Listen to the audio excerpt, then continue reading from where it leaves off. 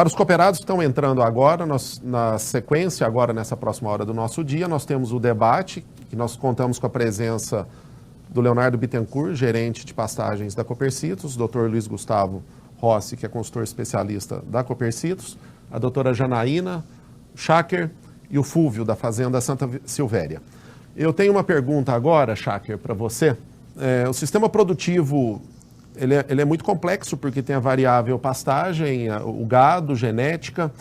A pergunta é, como que o produtor, como que o pecuarista, quais são as métricas que ele pode ter para saber se ele está ganhando, ou quanto está ganhando, ou se ele está perdendo e quanto que ele está perdendo? Legal, Bas, pergunta ótima. Na verdade, quando você analisa a pecuária, de fato, parece que é um processo de análise de resultado difícil, porque você tem bezerro, garrote, boi, compra, vende, tem estoque, mas tem uma forma muito, muito simples de chegar no resultado, que é essa que eu vou explicar agora para quem está conosco hoje, que é poder avaliar a propriedade não apenas como unidade de negócio ou gado, mas a unidade de negócio é o hectare. Quando a gente olha para a propriedade de pecuária como unidade de negócio hectare, simplifica muito a análise de resultado. E a equação para saber se a fazenda está ganhando ou perdendo, ela é muito simples. Então, como que eu faço? Eu tenho uma receita da fazenda em determinado período, que nós recomendamos de 1º de julho a 30 de junho, então a safra agropecuária. Então, eu tenho uma receita nesse período, menos o desembolso total nesse período, mais o que o rebanho cresceu ou que o rebanho diminuiu em reais, porque pode ser um ano que o rebanho cresceu, quer dizer, não vende tanto, mas meu gado cresceu, ou vende bastante o gado do vinho, então eu faço a conta muito simples. Receita menos despesa, mais quanto meu gado cresceu ou diminuiu em reais. Então, eu chego no resultado. Esse resultado, dividido pela área aberta da fazenda, ou área de pastagem, é chamado resultado por hectare. Esse mesmo resultado dividido pelo rebanho é o resultado pelo valor do rebanho, e esse resultado dividido pelo valor da terra é o resultado sobre patrimônio. E a pecuária é tão maravilhosa, Basti, que a gente já tem medido várias propriedades que ganham 20% sobre o que vale o gado ou mais, e mais do que 4% sobre o que vale a terra. Lembrando que a terra segue valorizando, que representa, na maior parte das fazendas, mais do que R$1.000 por hectare. E hoje nós já temos, inclusive, propriedades que entregam mais de R$4.000 por hectare na pecuária. Então, isso está dentro da nossa base de atendimento. Então, receita menos despesa mais aumento ou diminuição de rebanho, né? Dividido pela área de pastagem, você chega aí no resultado por hectare. E importante, resultado por hectare ano é o primeiro componente, resultado pelo valor da terra é o segundo, e o terceiro, resultado pelo valor do rebanho. A busca da pecuária profissional é aumentar esses 3 indicadores, sempre olhando para essa equaçãozinha aí, que ela é muito simples, muito funcional, aí você trabalha para isso, né? Então essa é a forma aí de chegar nesse resultado. Agora eu gostaria de fazer uma pergunta para o Fúvio. Fúvio, com toda a sua experiência em administração de fazenda, qual é o ponto crucial para a tomada de decisão para inserir uma tecnologia dentro da propriedade? Bom, Luiz, basicamente até o que o Schacker estava comentando, são índices. Primeiro saber aonde a gente quer chegar e aí depois definir todo o processo de como a gente vai chegar e quem a gente vai acessar para esse tipo de informação, né? Mas qualquer tipo de decisão a melhor decisão é com o maior nível de informação que você tem naquele momento. A partir do nível, da quantidade de informação que você tem naquele momento, com fertilidade de solo, com melhor a planta forrageira que se adequa ali, qual a genética que responde a isso, para quem vai oferecer isso, quanto vai funcionar, quantas pessoas vão precisar acessar esse tipo de genética, no caso, né? E são índices, são realmente valores para que a gente possa decidir como a gente vai chegar e aonde a gente quer chegar. Eu acredito que seja basicamente isso. E dentro dessas características, a gente vai procurando as pessoas que podem nos auxiliar nisso, né? E o que o Schacker comentou é ter realmente uma equipe bem estruturada e todo mundo engajado e sabendo quais são os nossos objetivos e como a gente quer chegar neles. porque todas essas pessoas que estão envolvidas no negócio trazem informação o tempo inteiro para que a gente possa decidir, e eles ajudam, na maioria das vezes, ajudam muito com essa trazida de informação para a gente mudar alguma coisa dentro da fazenda. Informação é tudo, né, Fúvio?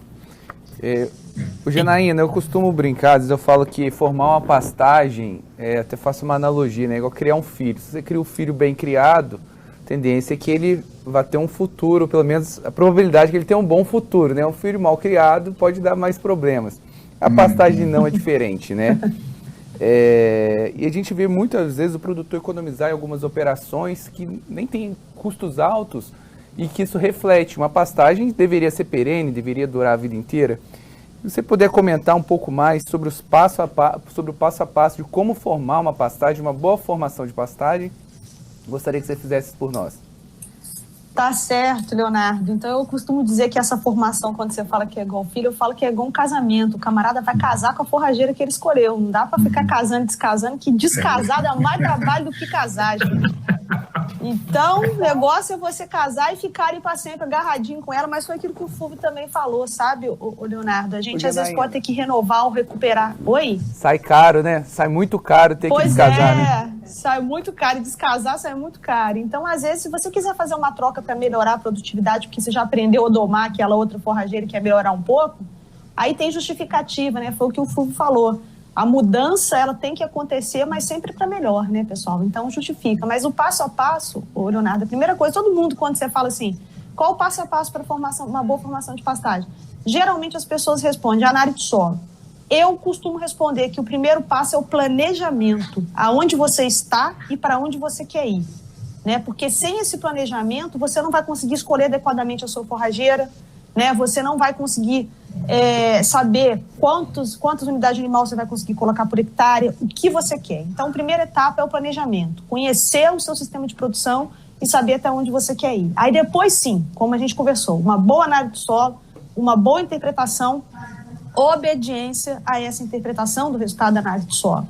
Não adianta você querer perguntar, eu quero economizar no calcário, que é barato, né? Não vale a pena. Outra coisa que o produtor às vezes economiza, e que eu vou frisar aqui para vocês, pessoal, isso aí não se faz, é economizar em semente, tá? Porque a semente, ela é 4% do custo de produção da formação total, então escolha semente de alto valor cultural para você ter certeza de que o que você está levando é aquilo mesmo, né? Fazer o manejo correto de adubação, Leonardo, é imprescindível no processo de formação, adubação de cobertura, né? A manutenção da fertilidade do solo, principalmente porque a gente extrai muito, né, desse solo, e se a gente não fizer reposição. E uma coisa que eu queria deixar aí na cabeça de vocês agora é o seguinte, a todos os cooperados de vocês que estão escutando, a gente está falando aqui de um caso de sucesso. Hoje em dia, Leonardo, é praticamente inconcebível a gente pensar em fazer um sistema de recuperação, renovação, né, ou formação de pastagem sem sistemas integrados, tá? Então, eu acho que a utilização da integração lavoura-pecuária na formação de um pasto é um passo a passo aí extremamente importante, tá? Então, hoje, na atualidade, a gente precisa pensar em sistemas integrados para o melhor aproveitamento de terra, mão de obra, recursos, e você ter um retorno para amortizar todos os gastos que teve nesse processo de formação ou recuperação. E a gente acabou de ver aí que funciona. Só queria fazer um convite aqui, Janaína. A gente tem um sistema de integração na estação que eu comentei, onde tem o campo agroestológico, a gente testa várias cultivares, estão em teste, os resultados estão sendo disponibilizados. Também um sistema de integração lavoura-pecuária e lavoura-pecuária floresta rodando, que está disponível a todo cooperado Copecitrus. Que quiser conhecer, a gente vai comentar lá tanto os nossos acertos como os nossos erros, que eu acho que é importante também mostrar as dores, sabe? Então está tudo disponível para o cooperado Copecitrus na nossa estação aqui em Bebedouro. Ô, Schacker, a minha pergunta é, com a valorização da arroba, isso é muito bom para o momento da pecuária, mas gera alguns desafios, né? Seja na reposição e alguns outros que você possa contribuir para nós. Então a pergunta é, como que o pecuarista lida com isso, com esse novo desafio, esse novo momento? E aí também eu queria que você fizesse uma análise com relação à terminação, pastagem e confinamento para esse momento. Legal, Bassi. Na verdade, essa atualização do valor da arroba, e trouxe todo mundo falando, nossa, para onde foi a arroba? Um bezerro, 10, 11, 12 reais o quilo, uma arroba 230, 240, 250, 260 e assim se segue. Isso tem provocado muita discussão interna nossa, porque tem um fato importante. Apesar dessa grande atualização e crescimento do valor da arroba, ainda mais da metade das propriedades ganham menos que R$200 por hectare e praticamente um prejuízo mesmo no novo cenário.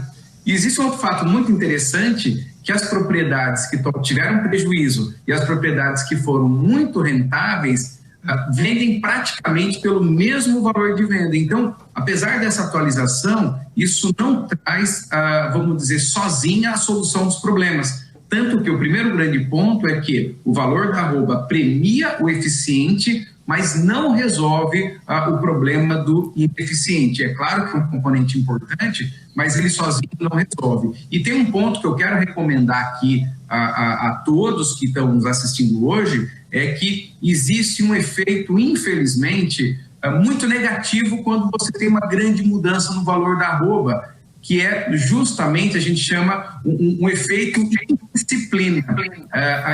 Esse mesmo aumento, em média, de 18% que aconteceu esse ano, claro que foi muito mais, mas quando você pega a média dos animais vendidos das fazendas, teve um aumento de 18%. Isso também aconteceu na safra 13 e 14. Né? Então, o que passa? Passa que no ano seguinte, essa disciplina no capricho, a disciplina no manejo, a disciplina em fazer bem feito, treinar a equipe, incrivelmente, as pessoas acabam abrindo mão. E aí, no ano seguinte, esse aumento, pela abrir mão do capricho, que é o que o Fulvio falou muito, foi o recorde histórico de fazendas do prejuízo, mesmo subindo o valor da arroba. Então, assim, vamos olhar isso com lucidez, com empreendedorismo. Esse é um ponto importante. E sobre o tema pastagem e produção em confinamento, as duas coisas são complementares. Porém, é claro para nós aqui do Instituto que as fazendas mais rentáveis têm uma maior proporção de arrobas produzidas a pasto, ou seja, tem o confinamento é determinante ao processo de manejo das pastagens, como a professora Geleina colocou. Então, para eu usar o meu máximo nas águas, eu preciso ter uma estratégia de entre-safra, e o confinamento, sem dúvida nenhuma, é das principais. Agora, que de fato o confinamento vem para potencializar a pastagem, então eu não posso tapar o buraco da ineficiência com dinheiro. Fazenda ruim de pasto com confinamento não soluciona o problema, pelo contrário, agrava ainda mais, porque fica tudo muito caro. Então, no final das contas, o que a gente precisa é produzir pelo menos 82% de todas as arrobas, quando você pega em média das propriedades, ser produção a pasto, né? E aí a terminação intensiva, ela vem inclusive para estratégia, acabamento e o confinamento muito disciplinado. Então, assim, para nós é legal que o mercado é favorável, taxa de giro baixa, exportação alta, muito bem, isso é mercado. Agora, da porteira para dentro, tem que fazer a minha parte, que é produzir a maior parte das arrobas em ambiente pastoril, que são as arrobas mais baratas. E finalizo dizendo o seguinte: nós devemos gastar 0,6 arrobas para cada arroba produzida. Então, essa é a regra mãe de qualquer operação. Então, se a arroba, por exemplo, tivesse R$200, eu poderia gastar no máximo R$120 para cada arroba produzida. E a gente só consegue fazer isso numa combinação de uma margem de 60% nas águas, né? Então, quer dizer, eu tenho que produzir uma arroba com 0,4 para poder produzir uma arroba mais barata, mais cara na seca. Então, eu brinco que a arroba das águas é gol sem goleiro, que a gente não pode perder a oportunidade de ter uma excelente produção nas águas. E aí a gente está entrando nas águas agora, então aproveite justamente para manejar, né, Janaína, e produzir uma arroba barata de águas em pastagem, que deve ser maior que as arrobas de confinamento. Interessante, Shark, você está comentando, até se você puder falar um pouco mais também. A gente está falando muito em arroba 200, acima de 260, otimistas falam até arroba superando os 300, mas tem mais duas variáveis que chamam muita atenção. Soja, né? Milho acima dos 70, né? Já estamos. Então isso limita muito, não limita, mas é um fator de muita importância para o confinamento. E o animal de reposição, a reposição também, o ágio está bem puxado. E aí o produtor tem aquela escolha, ele produz o próprio alimento e aí na hora ele confina ou ele vende e coloca esse gado num terceiro, num boitel. Você tem alguma visão sobre isso? Você poderia comentar sobre essas variáveis? Reposição, Legal. comida e essa decisão do que fazer com a comida produzida. Legal, Léo. Tenho sim.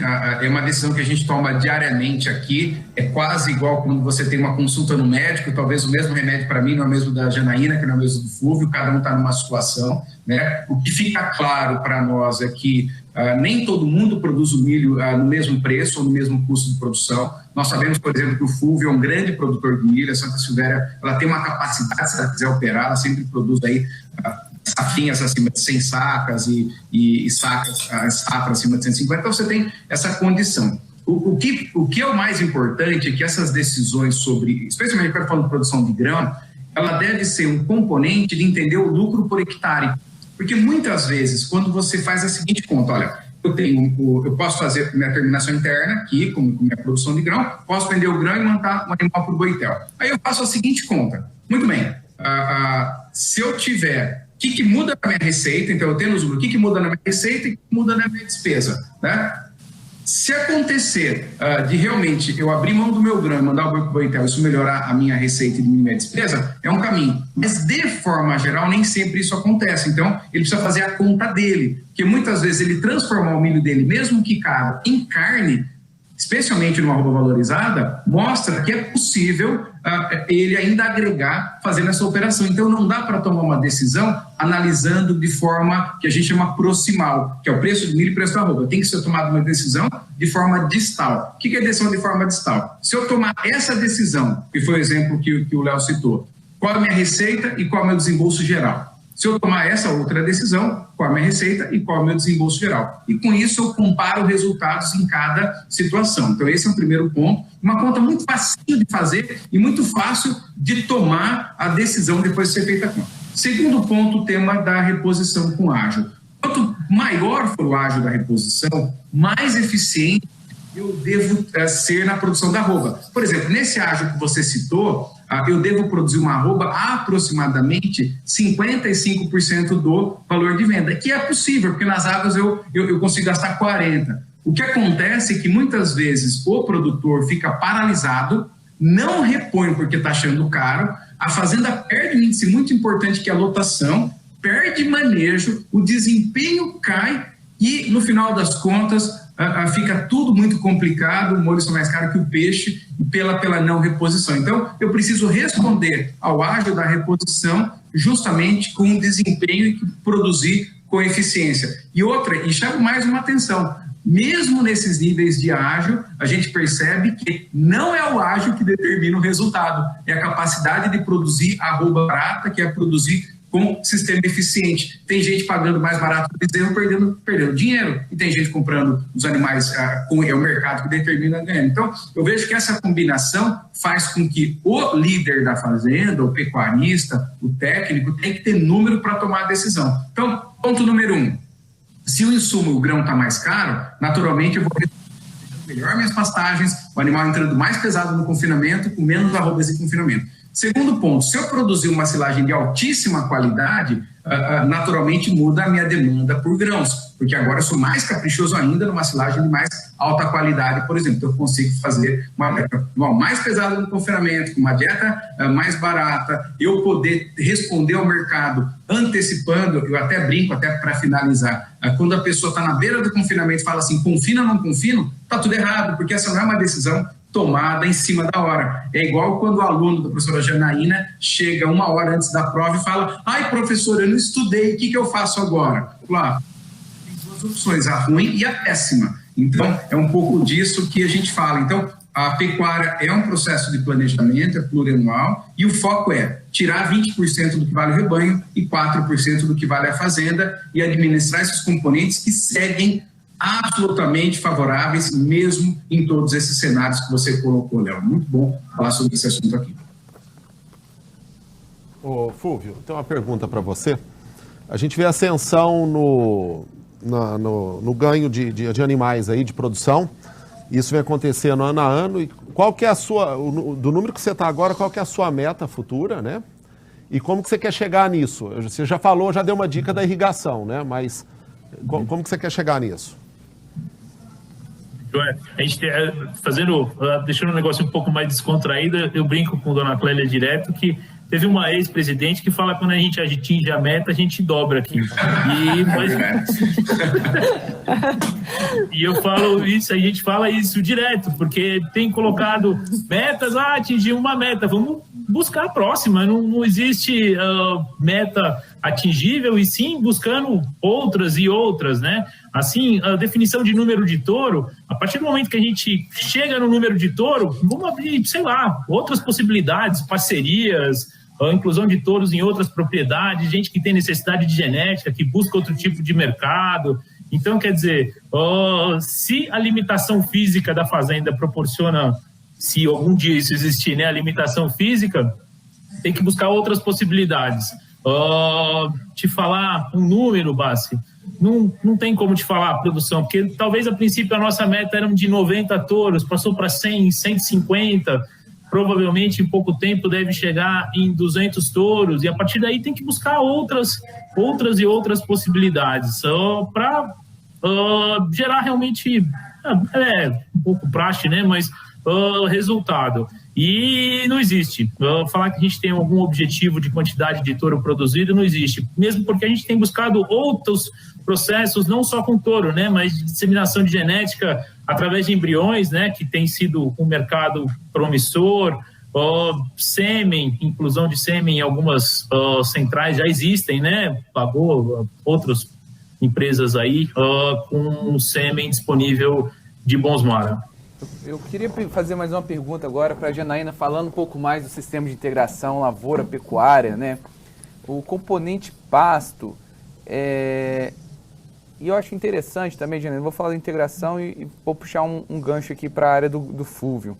O componente pasto, qual seria a importância dele na integração, principalmente no âmbito das raízes? Eu queria te pedir para comentar um pouco disso.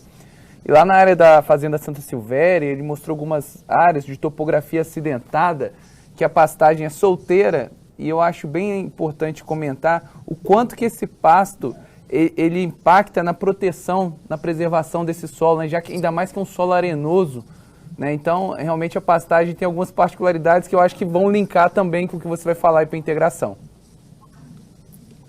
Tá bom, Léo. Falar de integração é sempre muito prazeroso, porque a gente tem visto que realmente funciona. Né? Os sistemas de integração que têm se sobressaído aí são principalmente aqueles que utilizam arrozesienses, né? E não é à toa. O que essa planta é capaz de fazer em relação à estrutura do solo é algo impressionante. Né? Não é à toa que ela é escolhida. A gente tem tido alguns resultados em integração também, e Fúvio, principalmente para solos arenosos, viu? Resultados bastante interessantes com a Piatã. A gente tem tido uma resposta muito positiva dela em sistemas integrados, porque ela é um pouco mais tardia, né, demora um pouco mais a germinação, aí sai bem a lavoura. Mas isso aí não vem ao caso, é só um exemplo que eu quero dar para vocês, que é uma outra alternativa.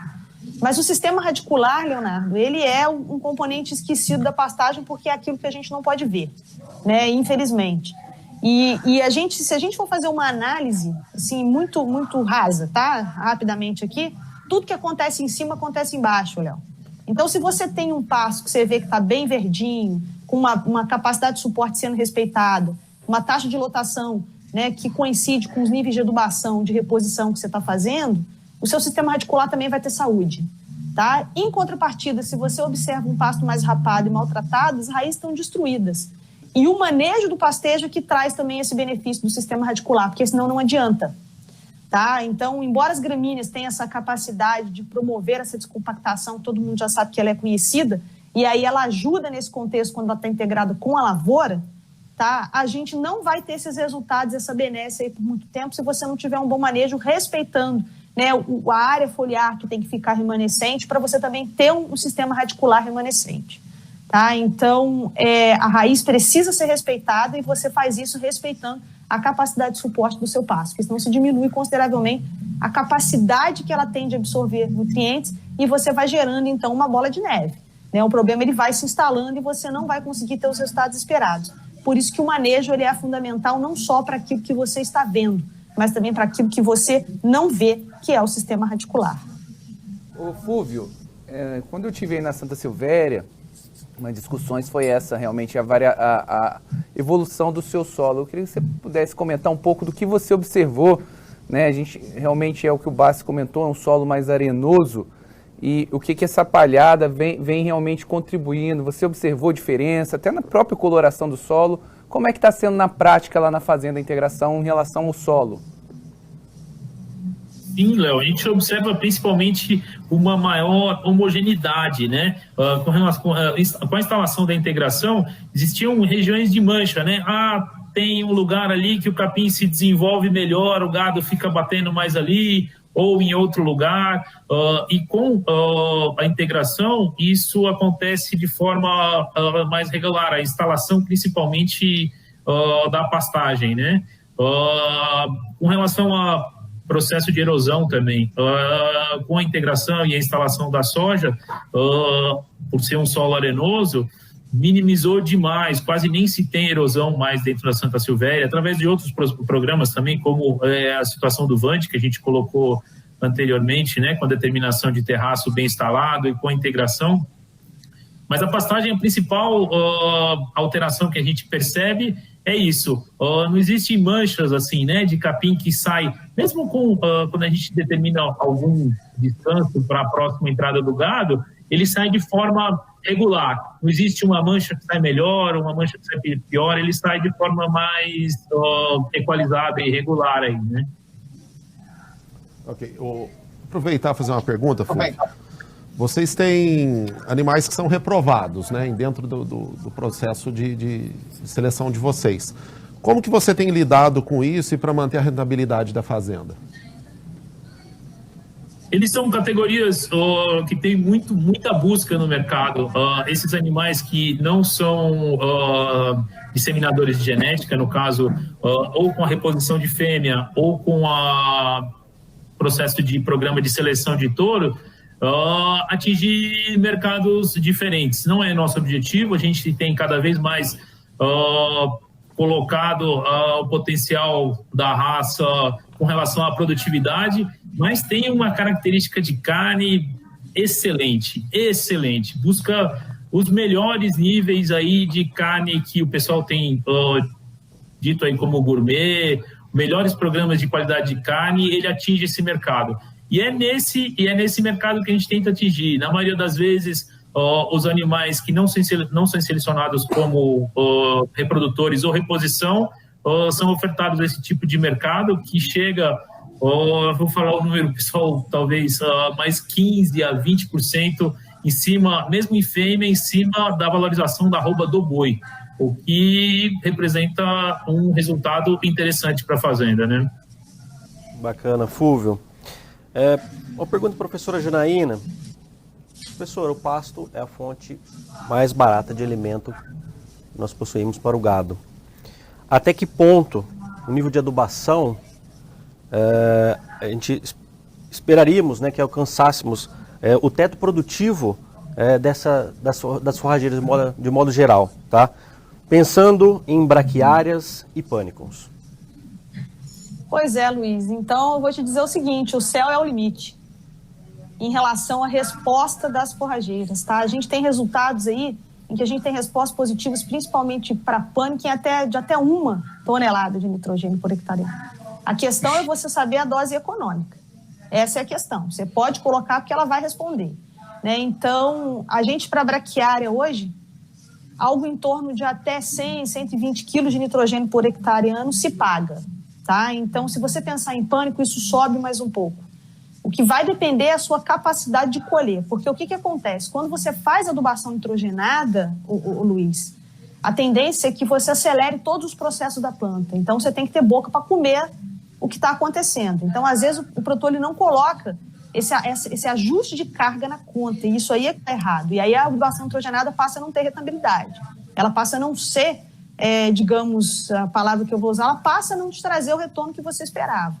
Então, se você aumenta a adubação nitrogenada, você tem que estar preparado para ter animal para consumir o que a planta vai te dar, né? Então, a gente trabalha com algo em torno do que seria econômico hoje, com o preço que nós estamos tendo hoje com a ureia, que é o principal adubo que está sendo utilizado, em torno de 100, 120 quilos por hectare ano de nitrogênio para braquiária, e isso um pouco mais acima, em torno de 280, 300 quilos para pânico, porque as respostas são positivas, tá? Então, existem resultados que têm apontado um pouco mais, mas isso aí vai depender mais da eficiência do produtor em colher, né, da equipe que está ali manejando esse pasto, em colher a resposta que a planta dá em relação à adubação nitrogenada. Mas, até hoje, Luiz, a gente tem tido respostas lineares, né? A gente tem um exemplo clássico de um experimento que a gente já conduziu, um trabalho que nós conduzimos, em que a gente conseguiu colocar em braquiária decumbens uma taxa de rotação de 5 unidades animal por hectare, adubando com 300 kg de nitrogênio.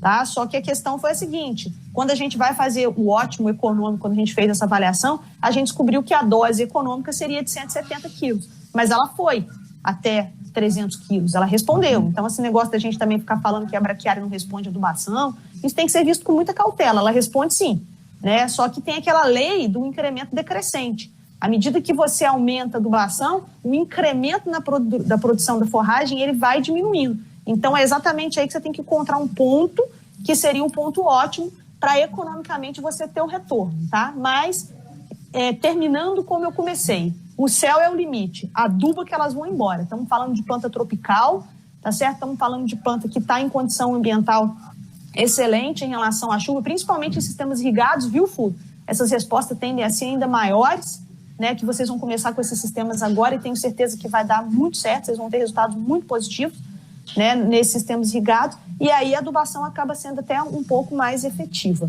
tá? Então a gente até 1 tonelada aí a gente dando um controle limite principalmente para pânico. Perfeito, professora. Agora eu quero repassar uma outra pergunta para o Schacker. Como a adubação ela é vista dentro do sistema de gestão da propriedade, Schacker? Pensando no contexto que a professora Janaína também comentou. Legal, Luiz. Excelente pergunta. Você sabe que, falando em pergunta, Luiz, eu me faço uma pergunta, assim, frequentemente. Quando você analisa a curva de distribuição de uso do dinheiro na pecuária média das fazendas que a gente monitora, que são perto aí de 450, você encontra, vamos colocar em big numbers, que as fazendas gastam em perto de R$60 cabeça mês. E desses 60, em torno de 10% é em pastagem. E a gente passa a ter em torno de 20% em mão de obra e 30% a 35% em nutrição. Então você começa a ver que na curva ABC ainda é muito pouco utilizada a tecnologia em pastagem, ou seja, muitas vezes as fazendas gastam mais em administração do que em pastagem, né? Então existe um tema cultural onde não se viu a grande oportunidade da pecuária brasileira, que é justamente o investimento na estrutura e no ambiente pastoril.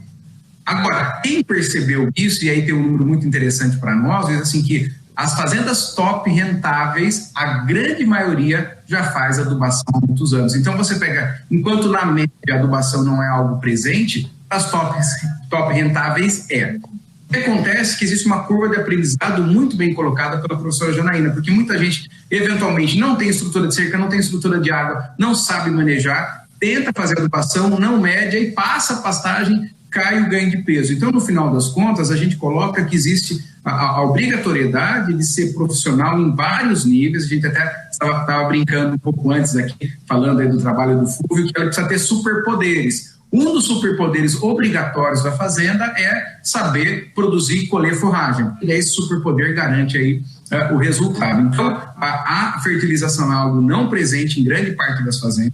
É a grande chave que se vira, quer dizer, não presente pelos números reais, que eu coloquei de R$6, porém, as fazendas top rentáveis, fertilização, já é dia a dia, a estratégia de entre safra já é dia a dia. Então, assim, eu vejo que é natural, e a gente já vai medir isso, eu tenho essa convicção plena, que é o crescimento do uso da tecnologia de adubação de pastagem, que ainda é quase estranho estar falando disso em 2020, né? Mas infelizmente é uma verdade, mas é uma grande mudança e de fato a gente vai colher excelentes frutos disso. Então, ou seja, a média não faz e ganha pouco, e quem faz ganha dinheiro. Então acho que esse que é o ponto importantíssimo para nós. Por quê? Porque produz arroba mais barata, porque produz com folha verde. Eu brinco, se a fazenda tiver que ter uma cor predominante, né, sem dúvida nenhuma a cor é verde, né? Isso é bom para os palmeirenses, não necessariamente para os corintianos, mas para quem é palmeirense e ainda for pecuarista, ele está no melhor dos mundos aí, né? Só para lembrar, eu não sou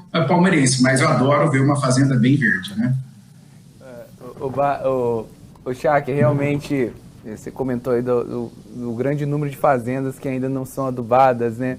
Conheço muitas fazendas, muitos produtores que não adubam pastagem, mas eu não conheço um que começou a adubar e parou. Realmente é o futuro. Exatamente. É o futuro. Essa é ótima, Léo. Acho que realmente você tem razão. Acho que é bem isso mesmo, né? E continuando, queria que você... mais uma pergunta para você, Chak. A gente fez um webinar com você recentemente, né, aqui no Cooper Citrus, e foi muito recorrente a pergunta: o que é que dá mais dinheiro? Cria, recria ou engorda? E os cooperados perguntaram muito como medir a cria, né, a produção de cria. E nessa nossa conversa de hoje entrou mais uma possibilidade, né, que é a genética e a integração. Eu queria que você comentasse um pouco desse cenário, e eu achei bacana que lá na Santa Silvéria eles têm mais uma estratégia de agregar valor, que é produzindo touros. Então, se você puder falar da cria, recria, engorda e genética, por gentileza. Legal. Essa é uma pergunta que eu adoro responder, e cada dia que passa a resposta é mais clara ainda para nós. Na verdade, nós temos que entender o processo. Todos os negócios, sem exceção, eles são fundamentados em duas variáveis: margem e volume. O que é margem? É a distância entre a receita e despesa, e volume, qual é a produção. Então, eu tenho margem e volume. Quando você analisa estatisticamente o resultado em reais por hectare, na média de todas as fazendas ao longo dos últimos 20 anos, cria, ciclo completo e recria, engorda, você não encontra diferença estatística significativa. Ou seja, na média, né, esse ano, por exemplo, as fazendas de cria, essa safra que fechou, foram mais rentáveis no número nominal do que as fazendas de ciclo completo e recria, engorda. Mas, estatisticamente, não deu diferença. Todo mundo entregou em torno de R$200 por hectare, que é muito pouco. Mas tem um ponto importante. Se eu tirar a média e olhar para os melhores, ou seja, vou olhar para os profissionais, como que se comporta? A turma da cria tem margem próxima a 40%, ou seja, a distância entre a receita e a despesa. E elas produzem 8 arrobas por hectare. Tá? Quando você vai, por exemplo, para o ciclo completo, a margem já cai para 30% e a produção da arroba sobe aproximadamente por volta de 12 arrobas. Vamos colocar assim, né? Um pouco mais em alguns casos. Eu aumentei o volume e diminui a margem. Quando você vai para o recria, engorda, você tem uma margem final de 18, né, nessas condições que a gente tem aí de reposição, né, mas tem uma produção de 20 arrobas. Então você perceba que, no final das contas, é uma escolha entre segurança, que é o caso da cria, né, e potencial de ganho, que é o caso da recria, engorda. Então, quando você analisa para essas fazendas, a turma da cria completo entregaram em torno de R$700 por hectare. E a turma da recria, engorda em torno de 1.300. Fala, que bom, então eu vou para ela, que é 1.300.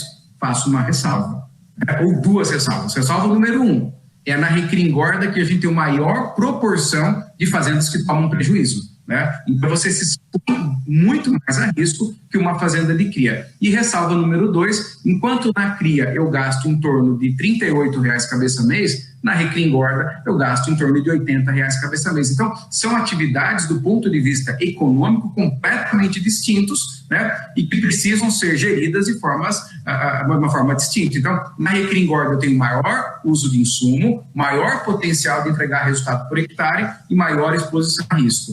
No ciclo completo e na cria, eu tenho menor uso de dinheiro, vamos dizer assim, maior margem, menor risco de tomar prejuízo. Então, por isso que eu quero dizer que a pecuária é maravilhosa, porque ela até respeita o perfil de risco do produtor. Se é um produtor que quer correr mais risco, ele pode escolher para recria, engorda, se é um produtor que corre menos risco para cria. E lembrando que estamos falando sempre de propriedades acima de R$700 por hectare e acima de 30 de margem, né? Então, a gente fica bem nessa linha. E a cria, nós, como a Janaína usou bem assim, o céu é o limite, enquanto na recria, engorda a gente consegue ver um teto de produtividade máxima, onde diminui a margem, na cria nós não sabemos. Então, existe uma correlação linear entre produção de arroba por hectare na cria, né, e resultado da cria. E essa mesma correlação não necessariamente acontece nos outros sistemas, né?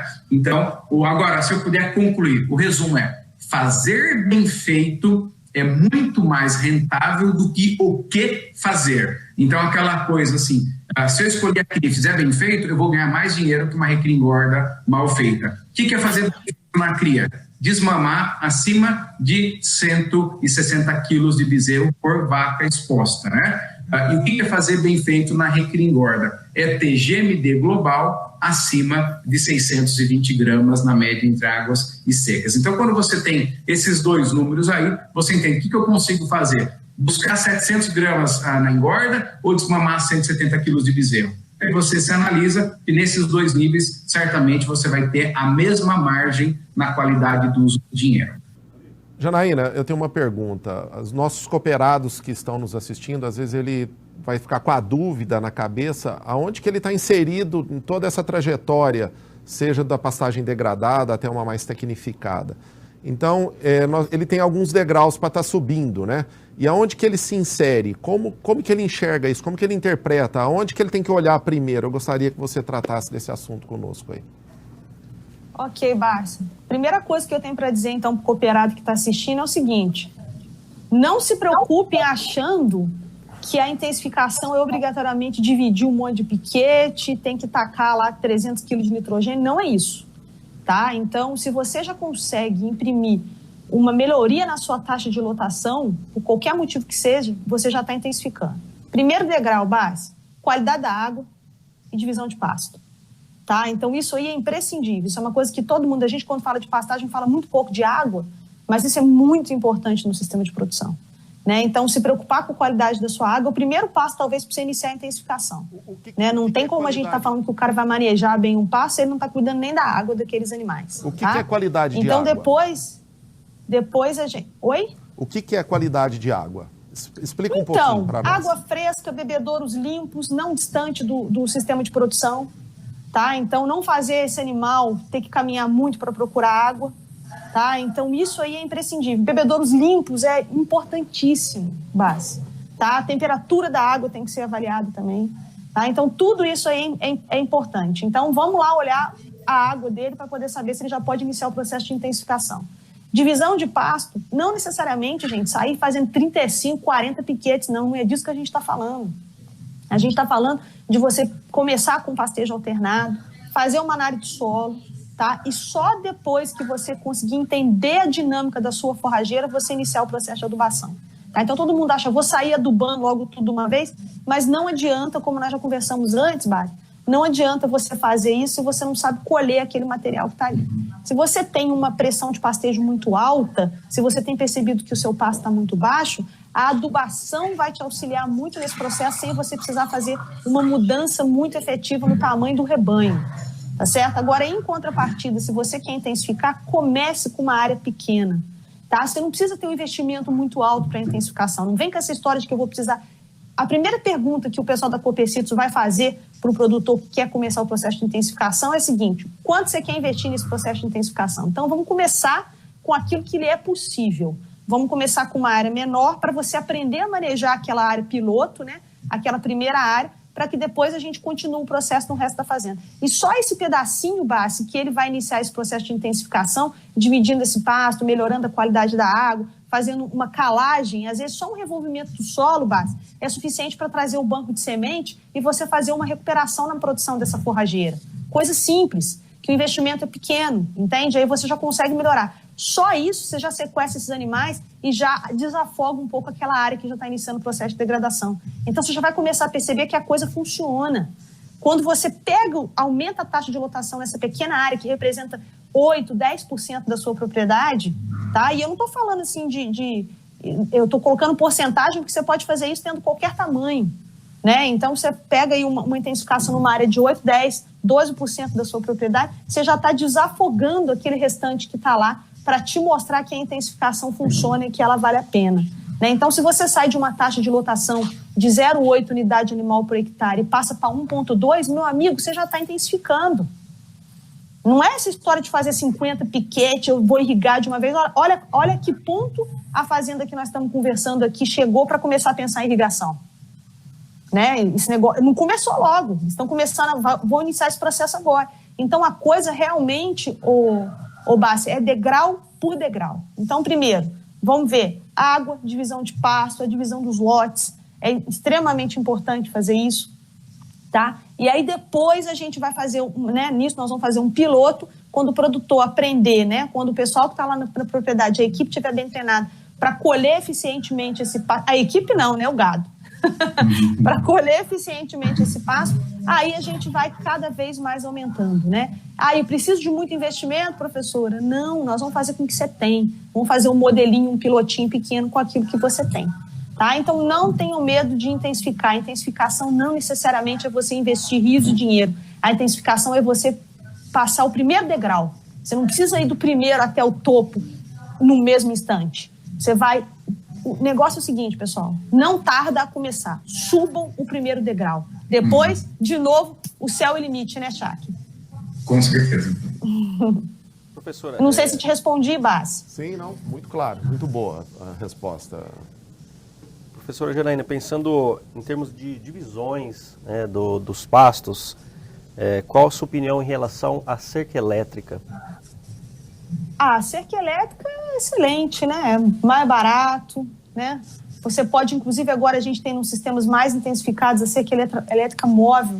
Basta, a gente vai começar a trabalhar com isso aqui agora, nesse período das águas. Eu estou doida para a gente começar a ver se esse negócio efetivamente vai funcionar. Eu não tenho experiência com essa cerca elétrica móvel, nós vamos começar, talvez ano que vem, numa próxima conversa, eu já traga para vocês uns resultados melhores, mas eu acho que é um investimento, o pessoal tem muito medo, né, muita preocupação, mas eu acho que sabendo dominar a técnica, eu acho que ela é uma técnica que tem muita resistência, né, o pessoal costuma não aceitá-la muito bem, mas eu acho uma bobagem muito grande, sabe, pessoal, eu acho que já passou da hora da gente entender que isso aí é uma tecnologia, assim, extremamente importante, que é uma aliada muito forte para a gente. Né? Então, a minha opinião, o custo da cerca elétrica é muito mais barato que o da cerca convencional, o Luiz. Sabe? Não tem sentido a gente não se preocupar. Mas não dá também para querer trabalhar com cerca elétrica fazendo puxadinho, colocando garrafa PET. E aí você perde eficiência e vai ficar botando a culpa na tecnologia. Né? Então, é que nem, por exemplo, quando você escolhe mal uma planta forrageira, Leonardo, aí o pessoal vai lá e bota a culpa na forrageira.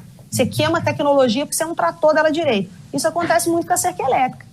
Aí o povo vai lá e coloca lata de óleo, coloca garrafa PET, não faz o isolamento adequado e aí acaba queimando a tecnologia. Então, esse tipo de coisa não cabe num sistema profissional.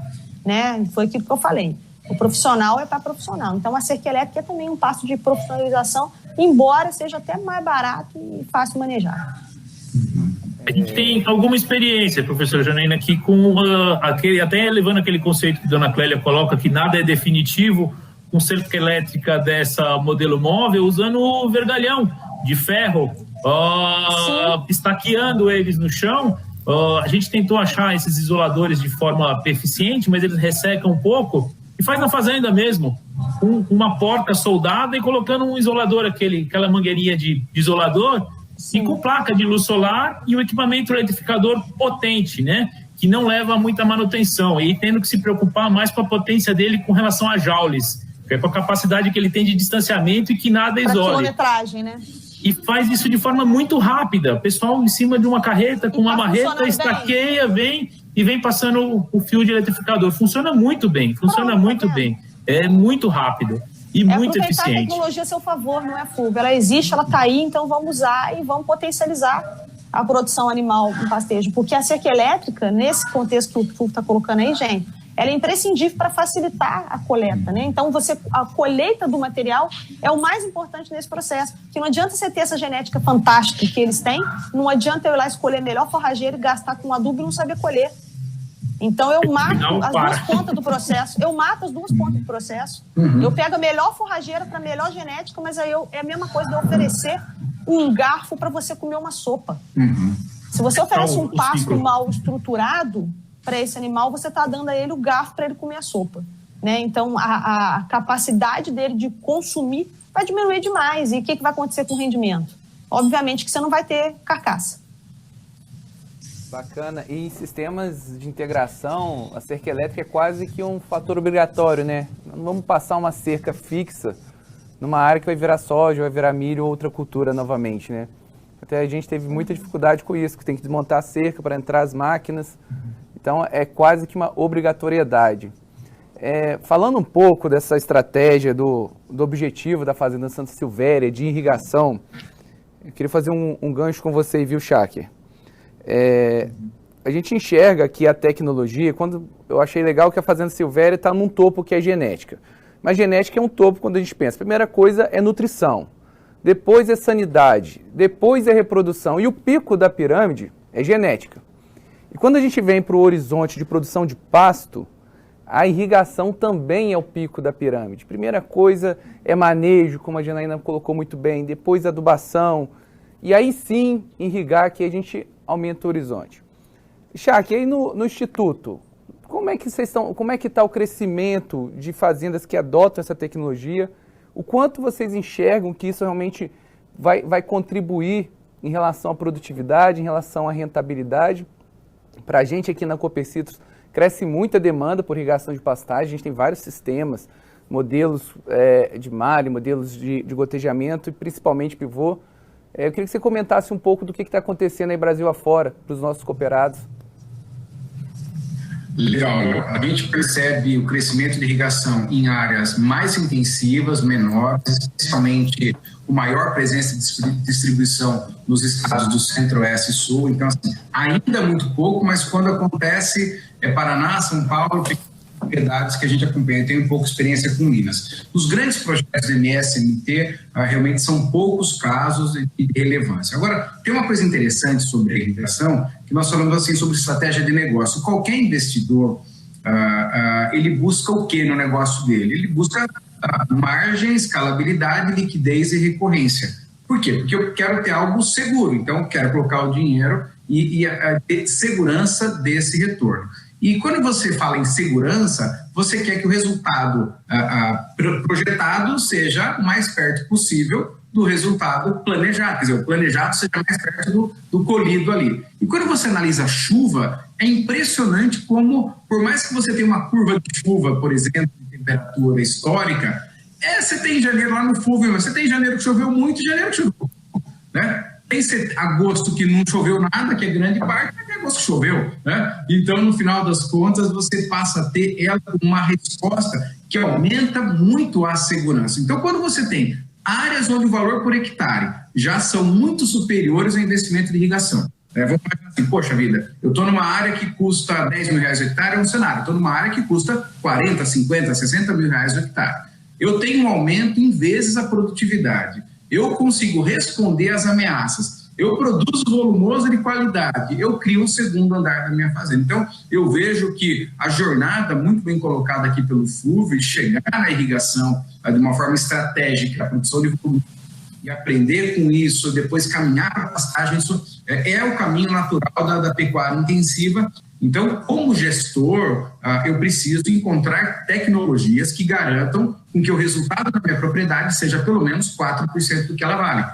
Quando eu estou em terras muito mais valorizadas, que é o caso do Fúvio, grande parte dos clientes Copercitrus, eu tenho um desafio muito maior que um camarada que está numa terra menos valorizada, como, por exemplo, no Pantanal Sul-Mato-Grossense, que 4% para aquela turma é muito menos dinheiro que 4% para o Fúvio. Então, é natural com que nós busquemos esse avanço tecnológico, esse avanço de produtividade para ter segurança e resultado. E, sem sombra de dúvida, é um caminho fundamental. Afinal, vamos dizer o seguinte, eu preciso de sol e de água, né? O sol, ele, graças a Deus, ele tem a vontade aí. Então, o que cabe pôr nesse processo é água, os fertilizantes para a coisa acompanhar. Então, justamente eu vejo com bons olhos, eu acredito que deve entrar no plano de qualquer fazenda realmente análise sobre os degraus tecnológicos, porque eu falo 4%, mas propriedades, até como ela perguntou na última avaliação, acabei não respondendo, poxa vida, com integração você pode até superar esse parâmetro de 5% do que vale a propriedade e superar 20% que vale o rebanho. Então, assim, eu vejo com excelentes olhos, eu acredito que são estratégias do degrau, e esse é um degrau, sem dúvida nenhuma, que vai chegar para quem quer ganhar mais dinheiro do que vinha ganhando. Eu queria pedir para o Fúvio dar uma explanação aí, que sugestão que ele dá, que conselho que ele dá para os nossos cooperados, de que maneira que eles devem tratar o seu negócio aí, Fúvio. Por favor, baseado na sua experiência e da Santa Silvéria. Joia, Bárcio. Primeiro, antes de tudo, agradecer o convite. Dona Clélia ficou muito lisonjeada, agradece demais o convite da gente poder tentar passar algum tipo de experiência. Minha didática é pequena, comparada com a dos outros mestres aí, mas o que precisar da gente, a gente está à disposição.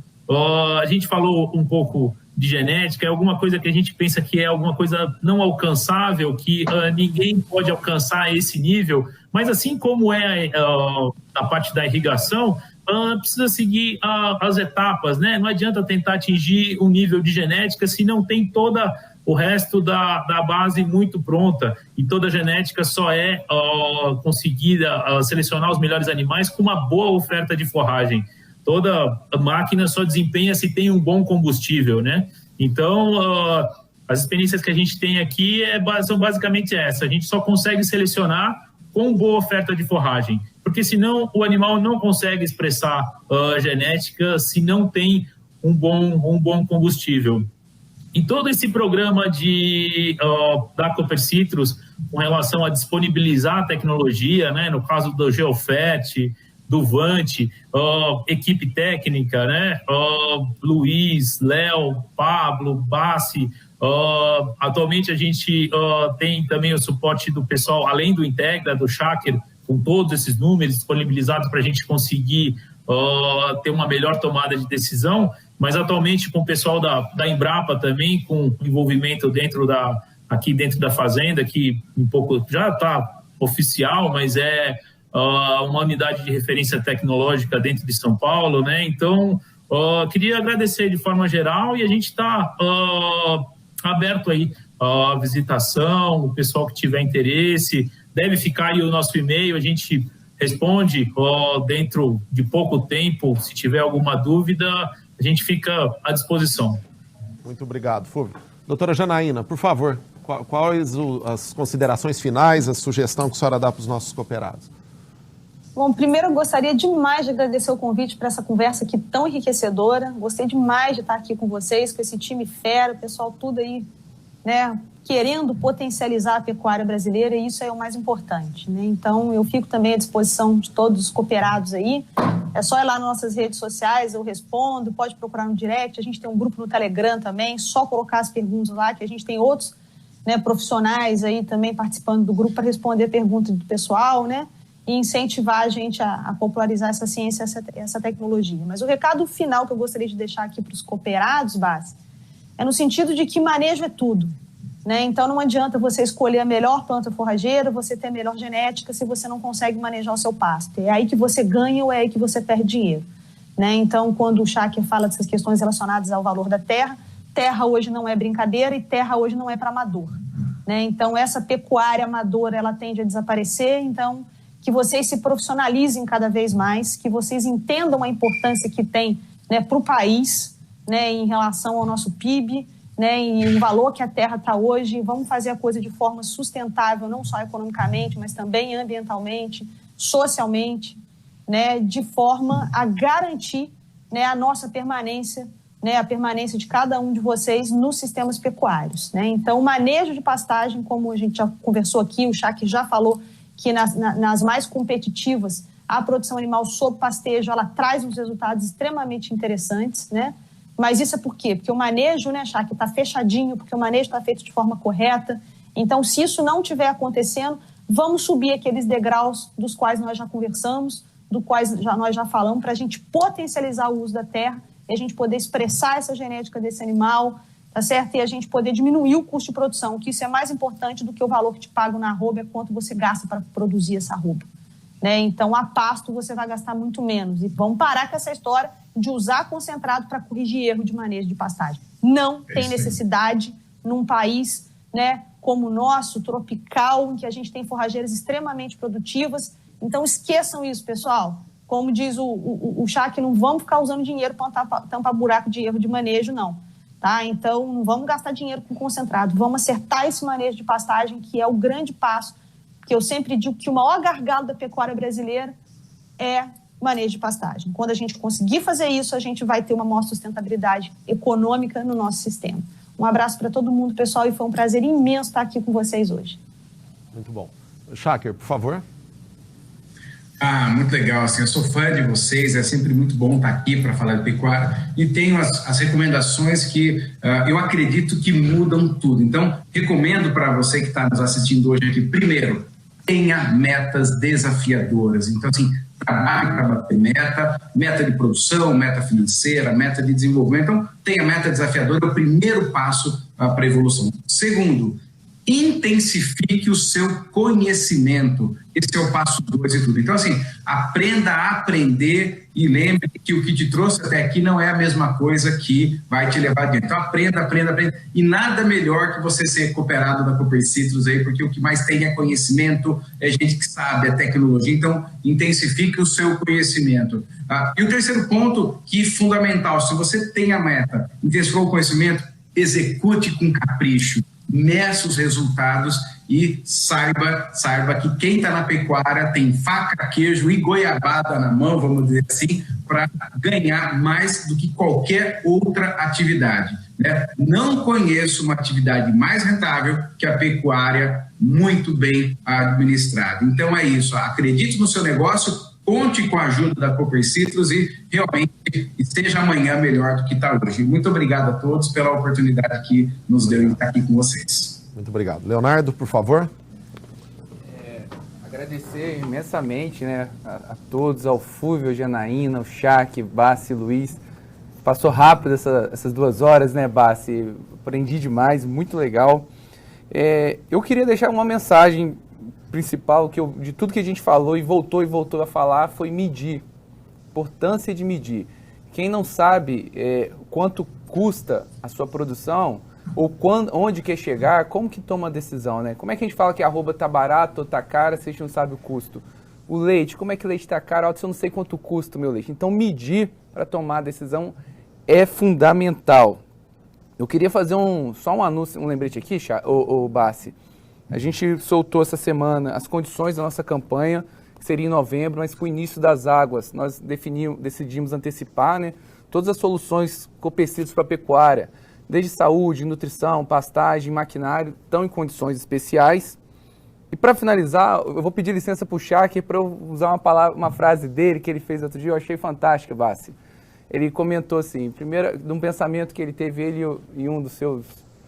um colega dele, eu não me recordo se era um estagiário, assim, a pecuária é a arte de transformar capim e leite em carne. Mas ele falou, opa, mas capim se alimenta de luz, né? Faz fotossíntese. Então é a arte de transformar luz em carne e leite.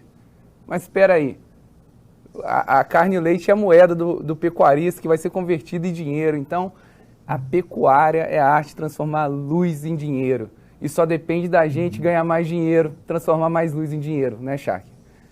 Obrigado a todos. Para mim foi uma satisfação imensa estar aqui com vocês hoje. Muito bom. Luiz, por favor. Gostaria de agradecer, além da nossa equipe, Cooper Citrus, professora Janaína, Chaker, Fúvio, esse time top de linha que a gente pôde acompanhar nesse debate nosso, nessa nossa apresentação. A gente está à disposição, nosso time pastagem, pecuária, Cooper Citrus, para tirar dúvidas, exploração, intensificação da atividade, tá? Podem nos procurar, amigo produtor, amigo pecuarista, amigo cooperado.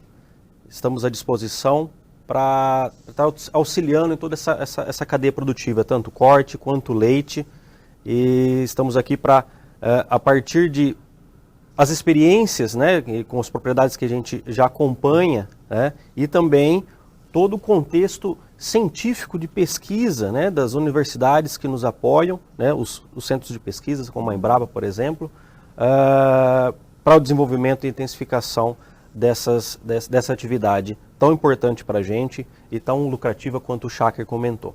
Muito obrigado a todos. Quero agradecer em especial a dona Clélia por estar abrindo a sua propriedade para nós, ao Fúvio em especial, Janaína, fantástica, Chaker, foi muito bom estar aqui com vocês, o Léo, o Luiz, e fazer um chamado aos nossos cooperados. Procurem a Cooper Citrus, nos procurem.